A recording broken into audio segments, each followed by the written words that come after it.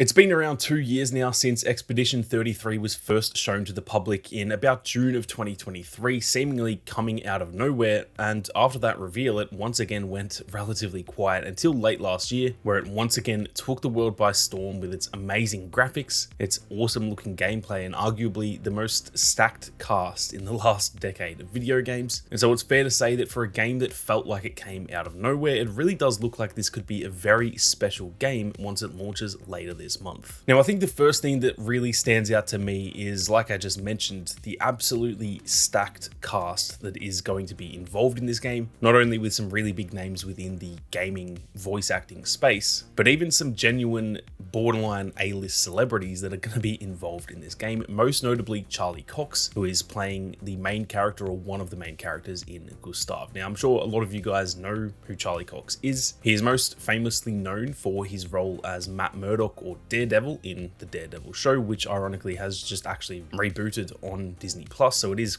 pretty much currently out at the moment and is a big talking point, which means he is obviously in the limelight right now as they are leading up to this game, which is no doubt a very good thing for the team behind Expedition 33. Now, having an actor with the stature of Charlie Cox as the main character, that alone is such a big selling point. As soon as I heard that, I was kind of blown away and instantly very interested in this game. But when I looked further into the cast, it only got better from there. There's also Jennifer English, who has roles in Baldur's Gate 3 as well as Elden Ring, who is playing Mael. There is also Kirsty Ryder, who also has a role in Baldur's Gate 3 as well as on the Netflix show The Crown, who is playing the character called Loon. Another really big name within the gaming industry, especially over the last few years, is Ben Starr. He's kind of put himself into a position where he's now one of the biggest names in that gaming voice artist field, with roles in Final Fantasy 16, Hades 2, and plenty more. He's playing a character called Verso. And then the biggest of the bunch for me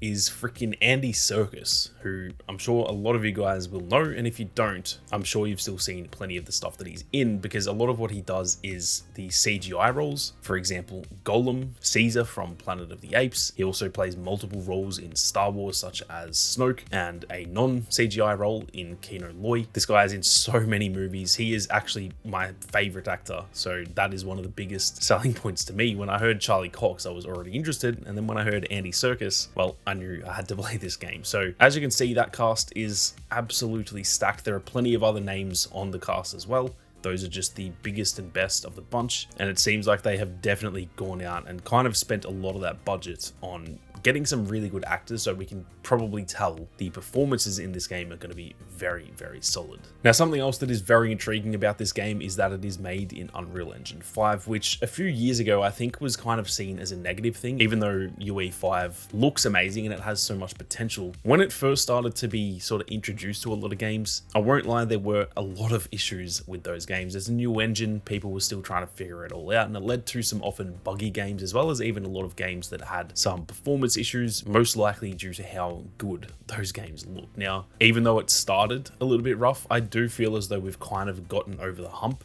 with UE5 to the point where the games that are launching on UE5 at the moment, they seem to be a lot more stable. People seem to be a lot more adept with this new engine, or I guess it's not really new anymore, but it is still the newest iteration of Unreal Engine. And so I think because we are kind of over that hump, at least for the most part, that doesn't guarantee that games in the future aren't going to be broken, but it feels like we're over the really rough part that happened over the last few years, where there's actually been now a lot of games launching on UE5 that look and play really, really well. Probably the biggest selling point of UE5 is just how amazing it looks. Some of it looks genuinely photorealistic when done properly, and it is fair to say, as you can probably see from all of the gameplay and the trailers and stuff in the background, this game definitely looks absolutely gorgeous. Now, before we go any further, if you guys are interested in more Expedition 33 content in the lead up to launch, as well as plenty after launch too, be sure to hit that subscribe button. There is plenty more content on the way, so make sure you don't miss out. Now, I touched on the look of the game overall and how it looks absolutely gorgeous, but something that sort of bleeds into that as well is actually the gameplay, and not only how the gameplay looks from a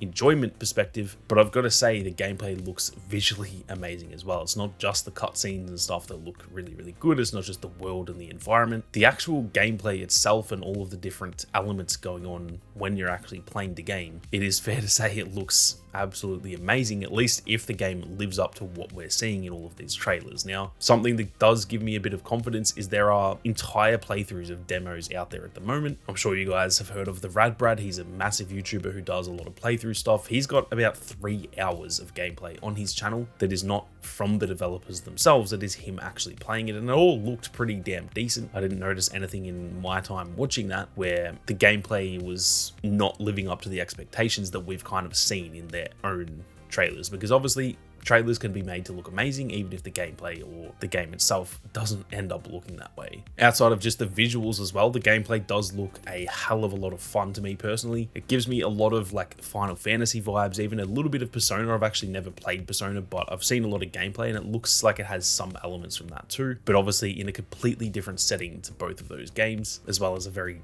different visual style as well. So the gameplay looks very intriguing to me. It looks very well done. Obviously being turn-based, it's probably a little bit different to what most people have played. I've never played that many turn-based games in my day, but I'm actually really excited for that, to play something a little bit different that still looks absolutely phenomenal. Now, one of the craziest facts to me that I learned when I was doing all the research for not only this video but some upcoming videos too is to do with Sandfall Interactive, who are the team behind this game. They are a very new team. They were only founded in 2020. They're based in Montpellier in France, and something that's really good is that they are an independent studio, which generally means that they're not obviously being controlled and sort of told what to do by a parent company like a lot of other studios out there are. That doesn't guarantee that it's going to be a good game or anything. In fact, it probably means there is a little bit more risk involved because they probably don't have the same level of backing that bigger studios have and stuff like that. But the plus side to that is that they have a lot more freedom. They're not being told by some multi-billion-dollar corporation, you must do this, you must do that, it must have microtransactions, all that kind of stuff.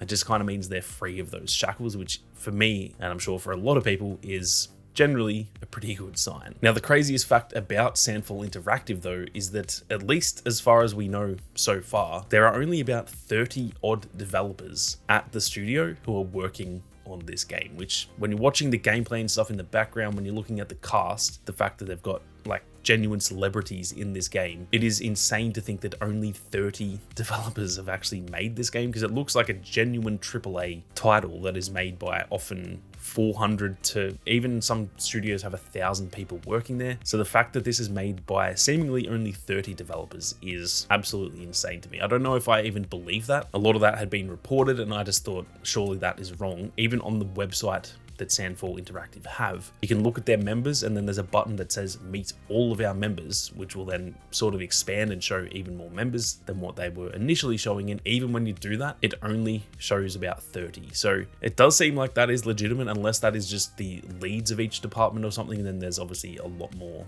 developers under them. I'm not too sure, but at least from what we can tell from all the reports and even just me looking at the site, it seems like that is legitimate, which to me is absolutely insane that 30 people could make a game that looks this good. Now, finally, an interesting little fact is that in January of this year, they apparently also greenlit a live action film adaptation of this game, which is pretty insane to think about considering the game isn't even out yet. Now, the reports seem to be somewhat mixed, so take that with a grain of salt. It isn't confirmed as getting a movie. There are some people that are saying it is actually happening, while there are others saying that Story Kitchen just essentially purchased the rights to it in hopes that the game is a massive hit, at which point then they'll go ahead with making a movie. So they were essentially securing those rights now, while they're obviously a lot cheaper than they would be if this game is a huge hit. So take it with a grain of salt. It isn't confirmed that the movie is being made and it's already greenlit and stuff like that. There's a lot of conflicting reports there, but regardless, that is absolutely confirmed that they have purchased the rights to make a movie, which even that in itself,